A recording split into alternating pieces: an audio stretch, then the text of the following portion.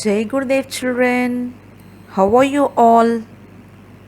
Hope everybody is safe. Shall we go into the lesson?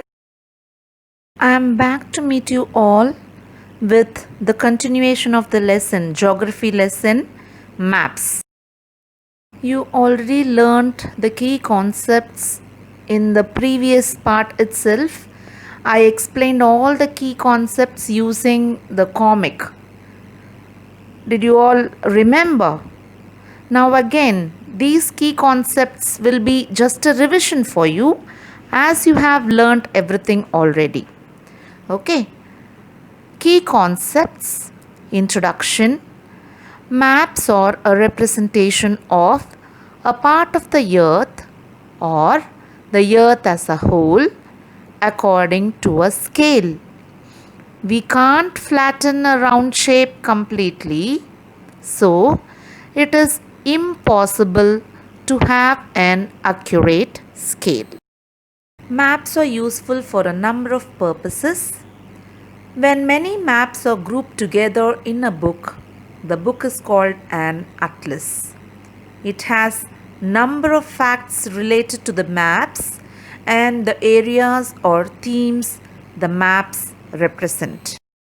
As you learnt already, there are three types of maps. What are they? Physical maps, political maps, and thematic maps.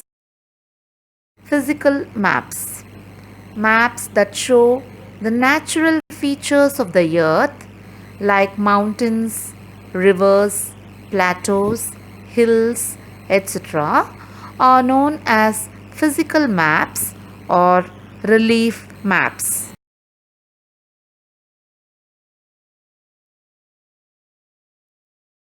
Political map. Maps that show different continents, countries, cities, and towns with their political borders are known as political maps. As you all know, the third type of map is thematic map. Maps which represent a specific theme like climate, roads, railways, etc. are known as thematic maps. Are you all ready to know about some amazing facts about maps? I am starting with Ptolemy's Geographica. What is meant by Ptolemy's Geographica? The Venetian edition of Ptolemy's Geographica is the first atlas printed wholly in color. But the world map in this atlas showed only Japan, Europe, and America. The first sea charts. First sea charts made and sold to the public were produced by the British Hydrographic Office that King George III established in 1795. The world's first Buddhist map. The world's first Buddhist map was printed on wooden block and it showed India, the birthplace of Buddha, as the heartland of the world. It also mapped the route of pilgrimage taken by the ancient Buddhist traveler Huan Sang. The study and making of maps is known as cartography. The book of maps is called an atlas. Just now you learnt or you heard some amazing facts about maps. It's time for you to do some activities. Are you all ready? The first activity given to you. Take a political map of the state you live in and try to spot all the components of the map. After you have completed studying the map, answer the following questions. Okay? What is the scale of the map? What is the capital of the state? Which is the largest city of the state? What is the approximate size of the state? For example, if you are going to take Tamil Nadu as your state of study, you need to take the map of Tamil Nadu and you need to study the map properly and answer the questions. It is just an example. For example, only I told you Tamil Nadu. It's your wish. You can take any state of India and you can study about all these things and answer the questions. Right? Understood?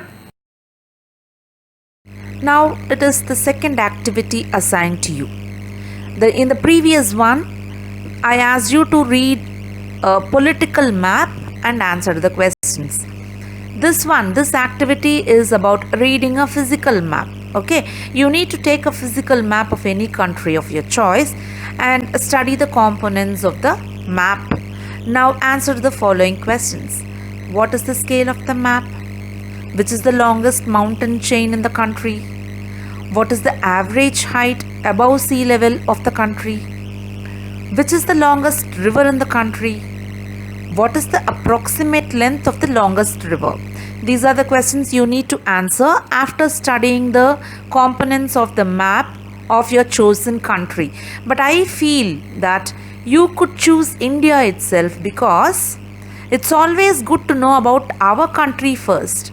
Only if we know about our country first, it would be good to learn about other countries. Okay, so you can take the physical map of India and make a thorough study of the components of the map, and then you can answer these questions. Okay, children. With the completion of activities, we have come to the end of the lesson. Thank you, children. Thank you for watching and have a wonderful day.